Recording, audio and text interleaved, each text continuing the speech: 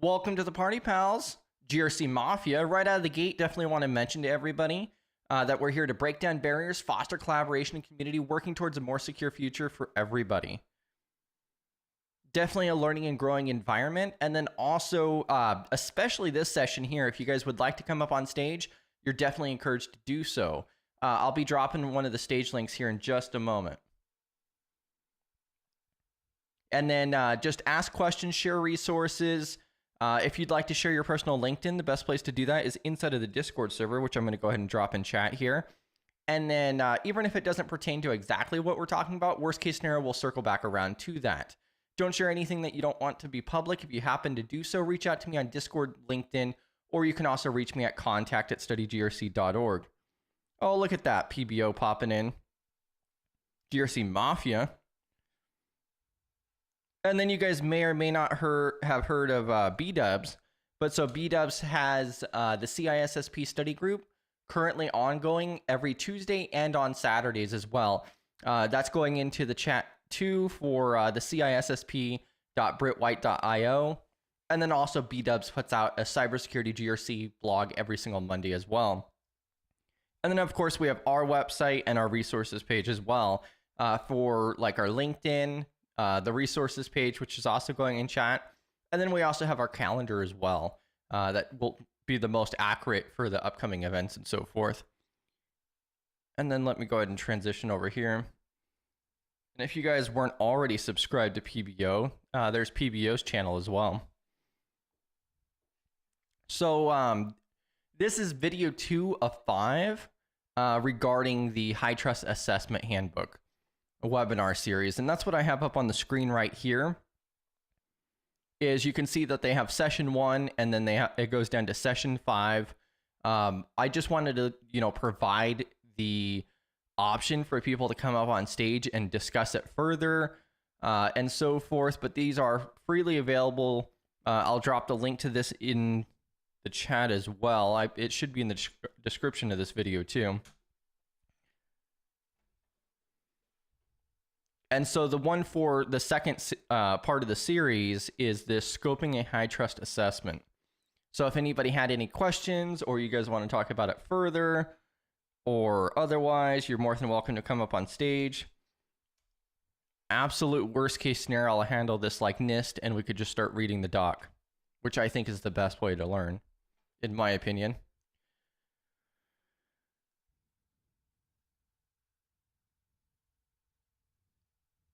And we could see right here, so section 7 of their assessment handbook is scoping the assessment. Oh, look at that. They even got diagrams in here. Colored even. Jeez. All fancy.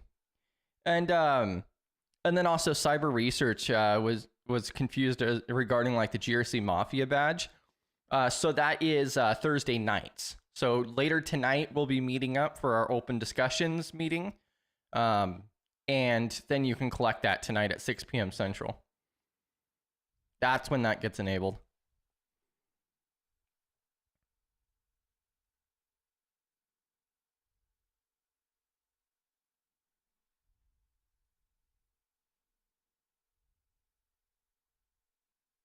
All right, just catching up on chat here. Welcome to the party, pal. GRC Mafia.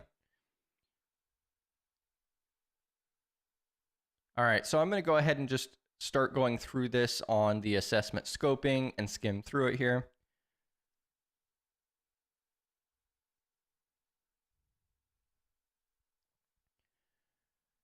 All right, the scope defined by the assessed entity depends on several considerations, which may include the needs of the assessed entity's relying parties, assessed entities' available personnel and or resources to support the assessment, security and privacy program maturity of the assessed entity, the use and flow of covered and or confidential data, potential short-term significant changes in the IT environment. For additional examples of how an assessed entity may decide to approach its scoping process, see Appendix A14, Scoping Approaches. HITRUST has defined specific criteria to assist assessed entities with determining the scope of their assessments. HITRUST only certifies implemented systems under control of an assessed entity, which is one of the key factors here, is that HITRUST does not need to be the whole organization. It could just be scoped down to one department or one network, or technically even a subnet. It could just be a section of that. There was a notorious thing regarding HITRUST in a medical facility, and the medical facility got breached, but they only technically had HITRUST for like one division or one section. It wasn't even the full hospital.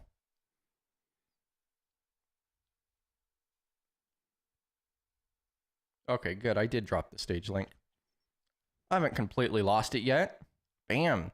I hope everybody's having a great week so far. We do have our primary meeting tonight as well at 6 p.m. Central.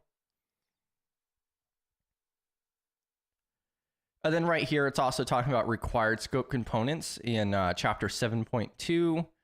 We're currently just at the beginning of 7. Note that 90-day implementation period may overlap with the field work period if testing on the implemented system is performed after the 90-day implementation period has been achieved.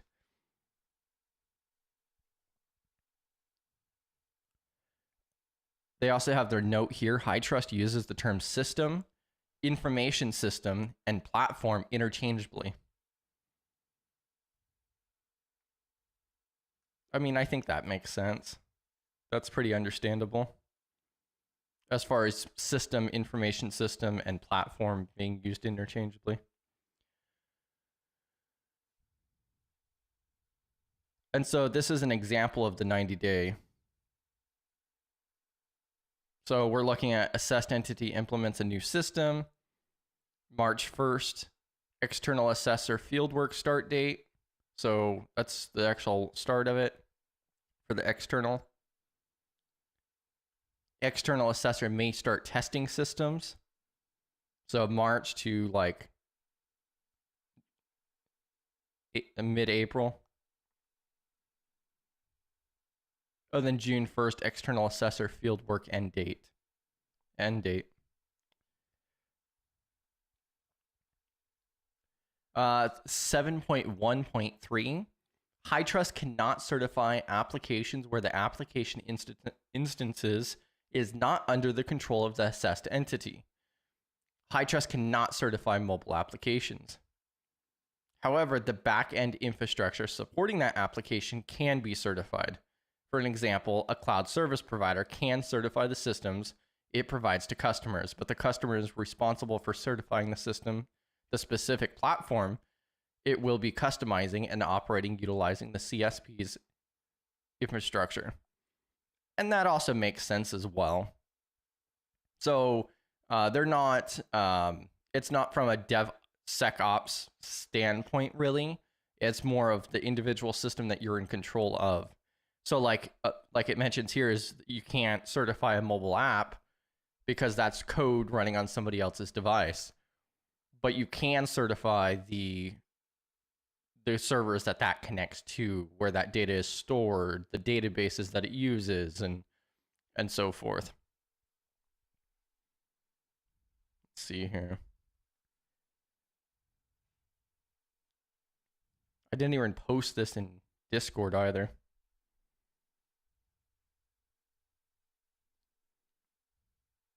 And if you guys have any key takeaways or otherwise regarding this as well, definitely drop that in chat if you'd like.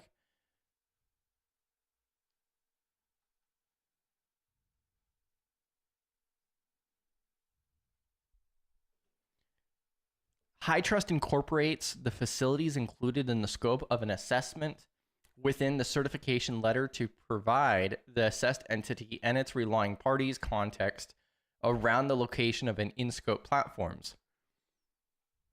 All right, I think that's all pretty straightforward. Required scope components. During assessment planning, assessed entities and or external assessors will identify the components in scope following the below scoping criteria. So primary scope components will typically consist of applications, operating systems, databases, networks, facilities. The above list includes typical components that comprise a platform. There may be other information technology assets such as hardware, software, or firmware that an assessed entity can include in the primary scope of its assessment. Secondary scope components based on primary scope. So the supporting infrastructure systems and/or tools is the secondary scope components. And that would end up being the wireless networks, endpoints, mobile devices, reporting services, hypervisors, a lot of that different, supporting stuff underneath that initial scope, their primary scope. The characteristics differentiating primary scope components and secondary scope components include: primary scope components are defined and driven by the assessed entity. The assessed entity may include in scope of its assessment any component that is considered one of the primary scope component types. So, for example, for any requirement statements that include the assessment of wireless networks, the assessed entity must include all wireless networks that connect to the primary scope networks. When testing wireless networks in the assessment, in addition, the assessed entity may not assess a wireless network not connected to a primary in-scope network. And so that makes sense as well. If we're only looking at, doing HITRUST for, maybe our call center or something, for healthcare, or another industry, because we also learned that HITRUST is way beyond just healthcare at this point in time. We can't just be like, oh, well, we're going to go ahead and test this other network that's, for sales or HR or otherwise, because that would be outside of our initial primary scope.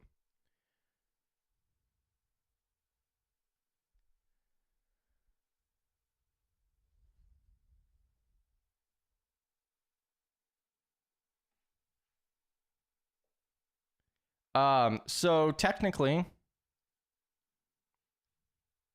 according to the handbook itself and my understanding here, yes, it looks like you could theoretically HITRUST a mobile device.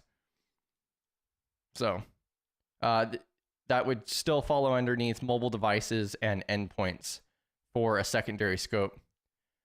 So if there's mobile devices assigned to this call center, and you could go through and you could run these checks on the mobile devices as well. And considering how extensive HITRUST can be, it wouldn't surprise me. So when we had that presentation for HITRUST, he did mention how all of the stuff from the MITRE attack is fully implemented into HITRUST. It's all mapped over every single one of the tactics, which a lot of which would apply to those mobile devices as well. But technically, yeah, they do have the mobile devices on here. That could be considered in scope.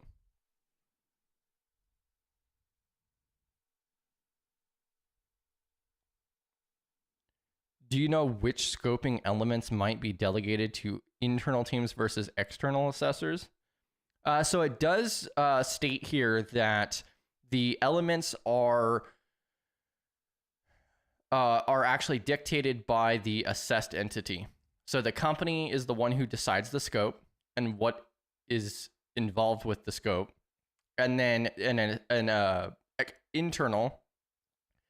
So the internal teams would go through and get the prep work, set up, and then the external assessor has the choice on how much of that information. Like if we go through and we do an initial assessment, then that external assessor who has to come in for HITRUST, it's up to them whether or not how much of the information that you provide they use.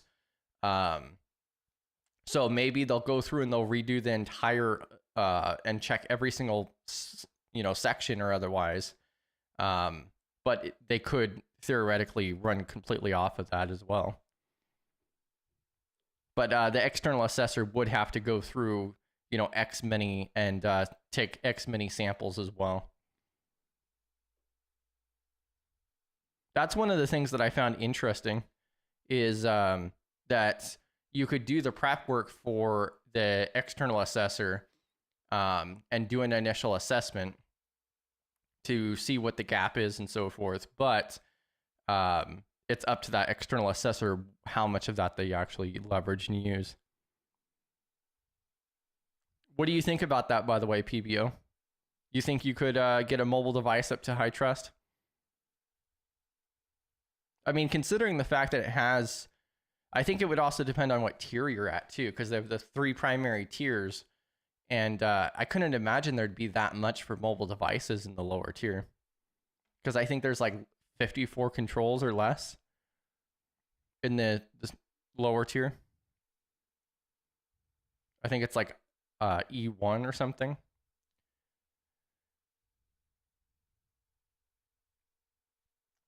Secondary scope components are determined by the primary scope components. All primary scope components must be considered for each HITRUST requirement statement in an assessment. Secondary scope components must be considered for testing when the HITRUST requirement statement specifically refers or applies to the secondary scope component. So if a requirement statement states the organization's security gateways, such as firewalls and force security policies, are configured to filter traffic between domains, then all security gateways identified as a secondary scope component must be included when testing the requirement statement.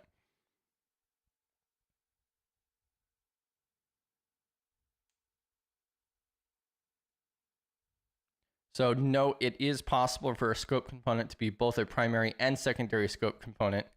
For an example, an assessed entity might include its Active Directory server as a primary in-scope system in this instance. It will be a part of the primary scope testing, but also included as a secondary scope component when validating requirement statements required to authentication, authorization, and accounting for the other primary scope components. Yeah, I guess that kind of makes sense too.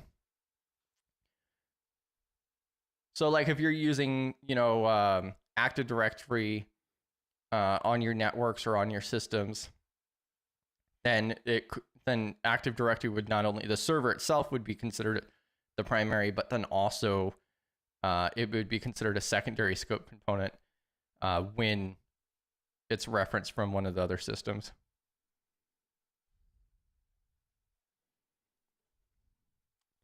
Yeah, easy money, right? Yeah.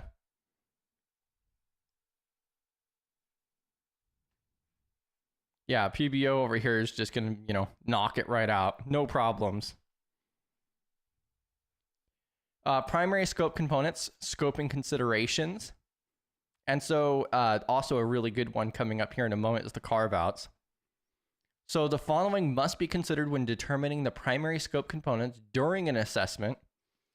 So 7.2.5, any implemented in-scope components that is part of the technology stack for the in-scope platform/systems must be included as a primary scope component. Corresponding applications, operating systems, and databases. That's pretty straightforward. Facilities hosting any component of technology stack for the in-scope platform systems must be included as a primary scope component.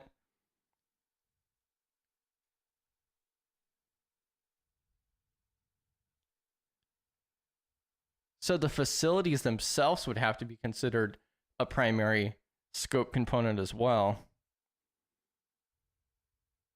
I wonder if that's like referencing from a like physical security standpoint, maybe?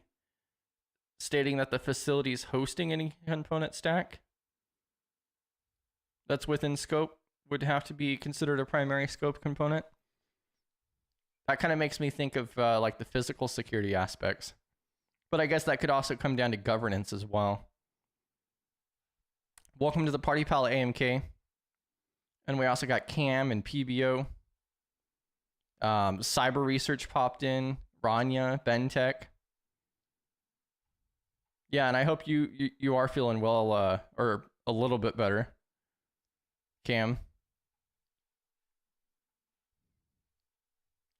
Additional facilities not hosting the in-scope platforms or systems also may be included as a primary scope component if the facilities includes risk to the in-scope platform systems,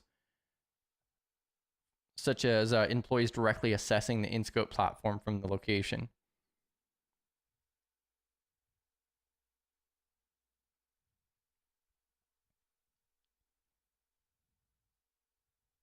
Yeah, and like that's a perfect example too. So if you have remote access, then that location that taps in via remote,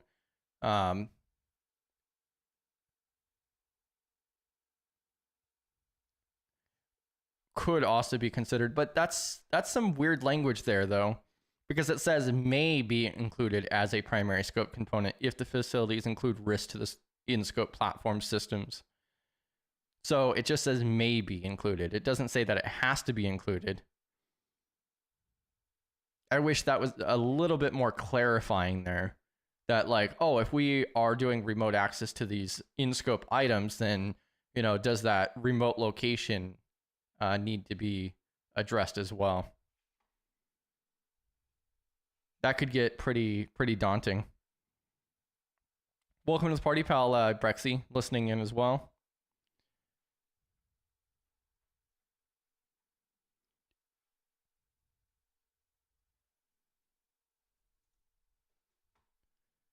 Pull this up real quick.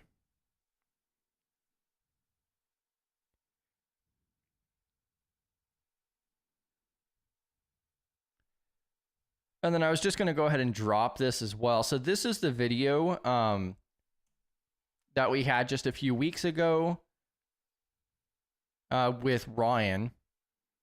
And that's like the introduction, the overview for HITRUST. He also answered a bunch of different questions. Really great stream. And then also I'm going to go ahead and drop his LinkedIn as well. So, he's very active and willing to answer questions and so forth regarding this information as well. So if you guys have especially detailed information or a very specific question or otherwise, definitely connect with him on LinkedIn, shoot him a message and so forth. And, really awesome that he's willing to give his time to answer questions and so forth. Because like this is one of the other questions that I'm kind of curious about, is the may be included on the 7.2.7. The in-scope facilities of an assessment may not include physical locations not controlled by the organization and or not managed by a service provider of the assessed entity, i.g. employees' homes, WeWork offices. An assessed entity is not required to include their corporate offices in scope of a validated assessment if none of the primary scope components reside at that facility.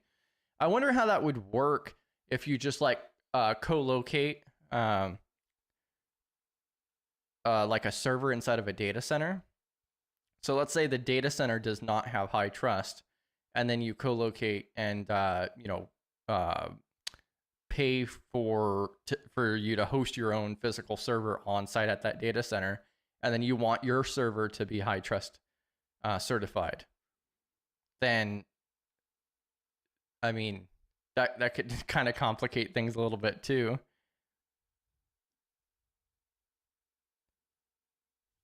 Because the physical locations are not controlled by the organization and not managed. Well, then it would be. Well, it says and or not managed by a service provider of the assessed entity. And so that would be considered a service provider. Private networks connected to the technology stack for the in-scope platforms and systems must be included as a primary scope component.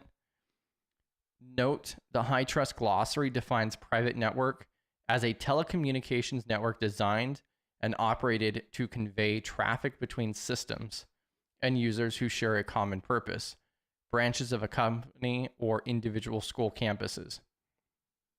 For a network to be considered segmented from another network, it must apply isolation techniques as described from NIST. Hey, we got NIST now. I'm going to go ahead and pop open this reference they have here.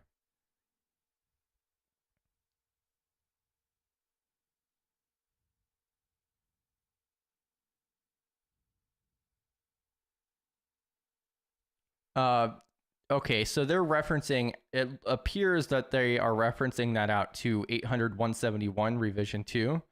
So it opens up to this page here for that citation. And what they show here is the 800.171. So I don't know the 800.171 front to back or anything like that for sure, but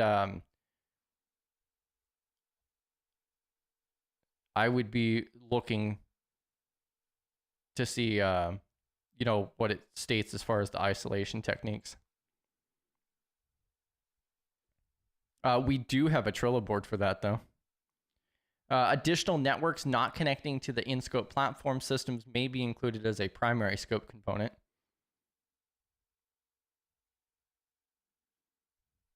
And I'm actually curious here. I absolutely love the NIST glossary.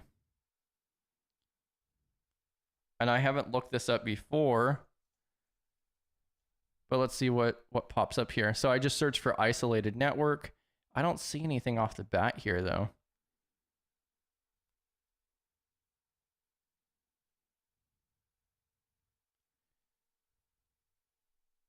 Let's see.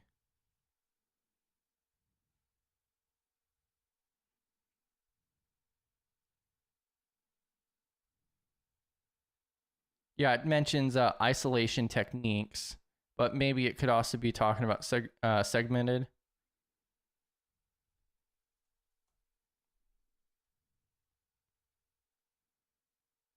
I'm not seeing either one of the segmented terms or isolated network.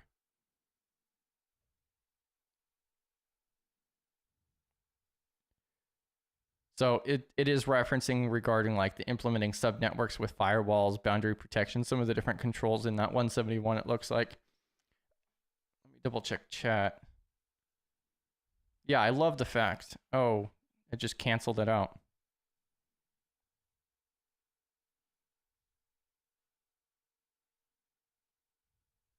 Bam, there we go. Now we got it back up on the screen. At least I noticed that. Hopefully, yeah, I think I had just closed it. The scope of an assessment may include user workstations as primary scope components. However, if workstations are included in scope, the operating system for the workstations also must be included as a primary scope component. If those workstations reside primarily at a facility owned by the assessed entity, desktop computers, with a dedicated connection to the networks at the facility, the corresponding facility and networks must also be included. I mean, that sounds pretty straightforward there as well. So this is really just going through and defining out that, you got to figure out what your scope is, and then everything that follows underneath that within that scope component. So if we're doing this fictional call center, then we also have to identify these secondary in-scope components as well. So requirement statements language takes precedence when determining the components that require testing within an assessment. The organization ensures that mobile devices connecting to the corporate networks are storing. All right. Wireless networks and network infrastructure. So such as security gateways, routers, and firewalls. Things that regard to wireless security and network protection used on the primary in-scope networks must be tested for corresponding requirement statements referencing the wireless network and/or network infrastructure. No additional wireless networks or network infrastructure may be included when testing those requirement statements without including that network segment as a primary scope component. So what that sounds to me like is if we have 10 different segments, if we have 10 different VLANs, then that switch we would have to have in scope, but we would not have to do each individual VLAN, it sounds like, just the particular segment that we're dealing with. So we would definitely have to do the device itself, but not each individual one that, is downstream from it. Endpoints, HITRUST assessments include a specific domain for endpoint protection The scope of endpoint testing must include both server endpoints, physical or virtual. No, HITRUST uses the following definitions for BAST and host, jump server, and VDI. All right. Portable media. Portable media is so such an important topic too. Huge section of the 853 for sure. A really important section for that. So portable media security. Portable media includes mobile storage such as memory cards, portable media, hard drives, USB drives, CDs, DVDs, and or backup tapes. Yeah, I find it hilarious that they mention backup tapes, but also like somebody in Simply Cyber had shared that they, found a company that legitimately was still using backup tapes. And I'm sure the government still is too. The portable media must include any portable media, owned or personally owned, that can be used within the in-scope environment. The in-scope environment used to identify all corresponding portable media. This includes all endpoint identified as primary or secondary components. For example, if the primary or secondary in-scope server or user endpoints have functioning USB ports or CD, DVD burners, the corresponding storage technology must be considered as in-scope portable media. Okay. So if you do have those items enabled, then you do have to account for CDs and USB drives and so forth that are allowed to connect. For purposes of a HITRUST assessment, laptops are not classified as portable media. That's probably a really good benefit, actually. Yeah. I'm sure that was something that was added on, because of a particular instance that laptops are not considered portable media. Mobile devices. So here's like what PBO was kind of talking about a little bit. Yeah, I bet PBO does. Oh, yeah, I'll drop the stage link again.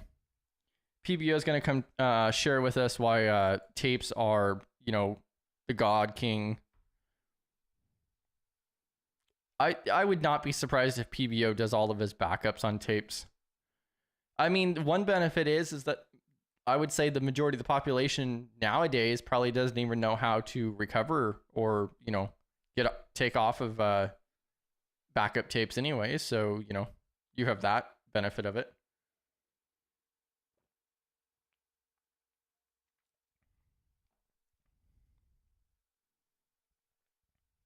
How's it going, PBO?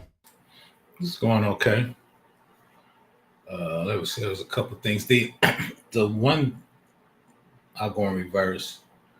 If you have a network and you got VLANs, one of your VLANs are HITRUST. If I do an Nmap and I can get to your other VLANs, they're in scope because you're not controlling your network traffic, right? As a test. That would mean that it's not segmented properly, right? Correct. But a lot of people think if they put it on a VLAN, it's segmented. It is segmented, but that doesn't mean you're controlling the traffic, right? So what level of segmentation, right? Because I got an argument with a lot of people. It's on a different VLAN, but I can get to it. So what type of segmentation is that, right? If they can communicate, then that's a problem. Yeah. Right. That means that it would be connected. Right. The other part is if you Google it, there was a online finance company. They had all their backups online. The hacker dropped their main site and their backup site because it wasn't segmented. So PBO likes to take one backup and put it in a vault on the tape or USB drive, just in case we're not segmented the way we think we're segmented. The company that went out of business. So, because a lot of people, they're just doing backup, put them in a different region. But if I can get to it, the hacker can get to it, right? If you don't have the right segmentation.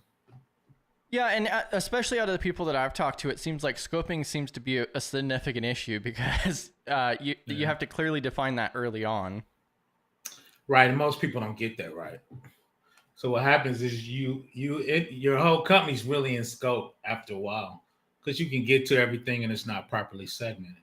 Then your bill goes way up, and now my old boss and everybody's up your shorts. Unless you have, these carve outs, of course. What's their definition? Carve out to me is a legal term. Is that how are they talking about carve outs? Yeah, I'll skip down to that here in just a moment. But The but other yeah, a lot of stuff included with this. They do also mention like the MDM and DLP facts. software and so forth as well. If you're doing SIM. mobile, you got to have an MDM if you're doing mobile. Yeah, and then they also have the section here for AI security assessments as well. And then down here at 7.3 for carve-outs. So they do not accept carve-outs for third parties as a result. They may contact HITRUST for guidance in situations where reliance or inheritance may not be possible with an R2 assessment. So it states that it's defined in Chapter 7.2 required scope components. They must be included as part of the assessment.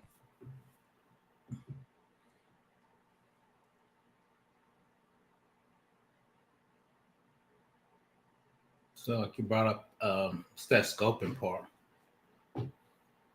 Yeah. The other part thing you brought up real quick is if you're trying to have your server HITRUST, but the org you in doesn't have a HITRUST certification or designation, that means you have to do all those checks that they would do too, right? Because that's a shared responsibility. I expect AWS and Azure, if they're HITRUST or HIPAA, I expect them to do all those checks. If your org's not doing it, then you're responsible once again because they're your third party they're your third party provider, right? So then you have to do a risk assessment of your third party if they don't have those attestations or certifications. So then you're responsible for doing that. Yeah, and like you mentioned before, is like AWS and a lot of these cloud service providers, they already have their HITRUST, and so then you would just add that to your assessment. Yep. And they take it to another level. They saying we're HITRUST. These individual services and components are HITRUST certified. You just got to stitch them together. What type of encryption you're going to do? What type of, keeping your using a private link to keep all your network away from the internet. I'm doing a VPN tunnel. They tell you these services are HITRUST certified. Because if not, you got to do a risk assessment on all the servers. Because a lot of people say, well, they're HITRUST certified, but the components and how you put them together too has to be certified, right? That's a shared responsibility. So is that why Amazon makes the big bucks? E5, E6. Facts. That's Microsoft though with the E5 and 3.6 license. But yeah, all of those. And two is if you want to go into the Gov cloud or these services are already FIPS compliant or HITRUST compliant. A lot of times they said just being a FedRAMP data center, right, for part of the shared responsibility.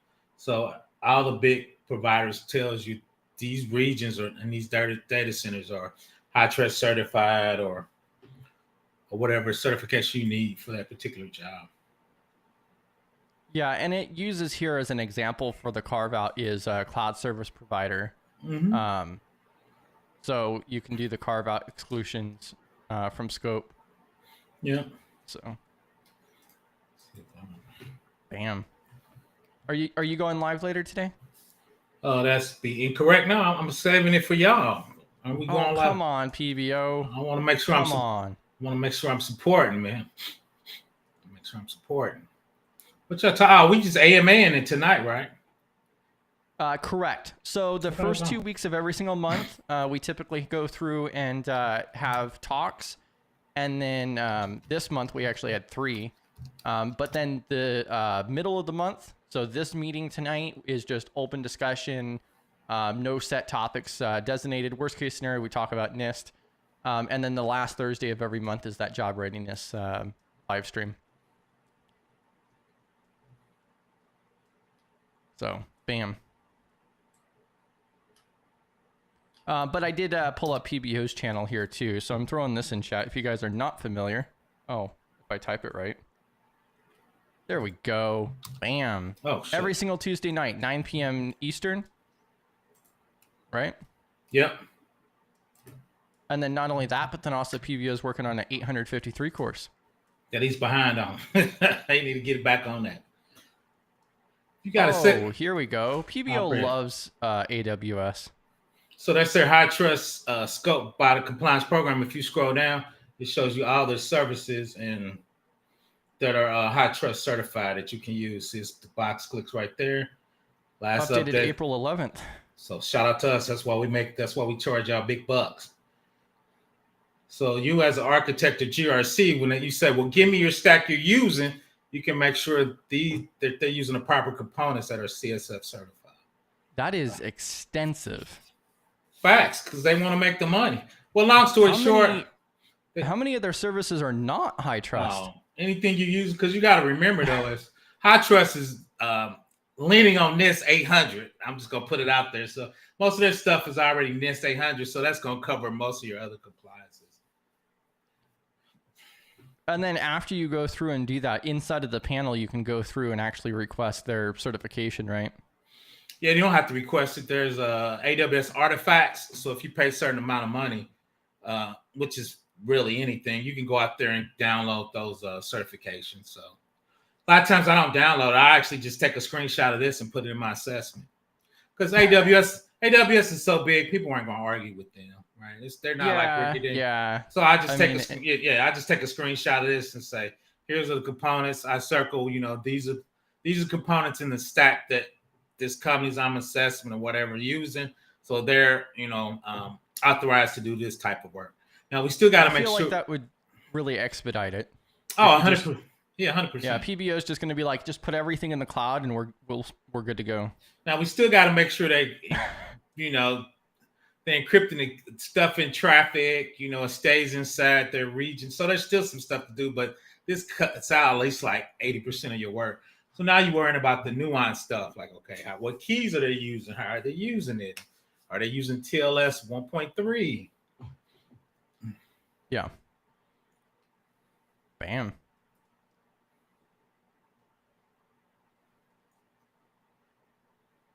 Yeah, and this assessment handbook is very extensive here.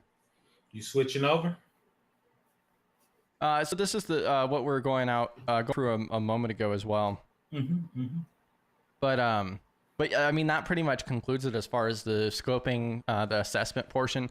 I believe this webinar itself is 53 minutes. Yeah, okay. So 53 minutes in length for the second one here. The entire 5-part series comes out to about 4 hours in length. And then after this, I want to go through the risk management series that they also have, because HITRUST also has a risk management handbook as well. I need to dig into a little more. I'm so used to them just doing healthcare and hospital type stuff. Like I said, branching out. You always complain about how outdated NIST is, but HITRUST gets updated twice a year or more. It is. I'm just stuck in my ways. They should change the name. They should change. Like, shout out to State Rent. They changed their name to GovRent because they're trying to do bigger and better things.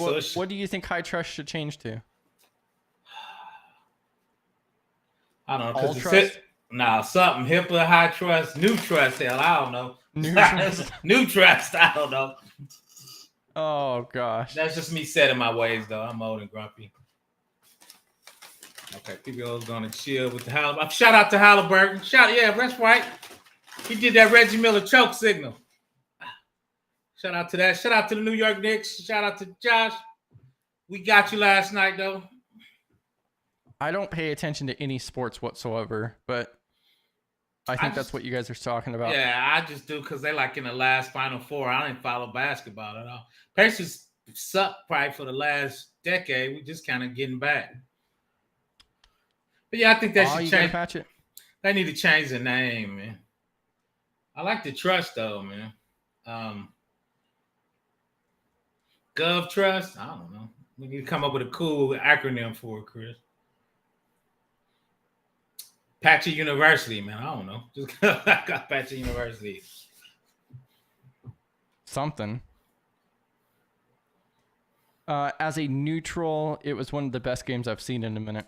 I actually turned it off, man. I had to go back to watch the replay. I thought we lost. I felt like, man. I was like, screw this. I'm going to go back and work on my slides. I did a presentation straight for you, Chris. Bam. Long story Finally. short, it was doing the artificial intelligence pipeline, and it tells what roles should be working on what. So hallucination, When, it wasn't GRC. But go ahead, go ahead. so do we have insider information on when this course is going to be done? The course or my slideshow? The course. I know it's close. It's close because I'm about to get on. I'm getting my energy back. We'll see. But I said that last time, so we'll see. Job done kind of slowed down. Job done slowed down a little bit, so I can get back on. Hey, I would say it's over 70% of the way there. It is. You saw most of it. So I gotta tighten it up. Yeah, and PBO is definitely coining the term patch at university. Patch at university. I don't know. But no, once again, I just so used to HITRUST being specifically for hospitals. But that, once again, that could, the more I think about it, that could be a me issue. Because HITRUST is, we're going to trust it. We're high. HIPAA, is mostly for hospitals. So, I mean, the HITRUST might be a good name. Like I said, I've just been doing it so long that I know that was originally for the medical industry. Yeah.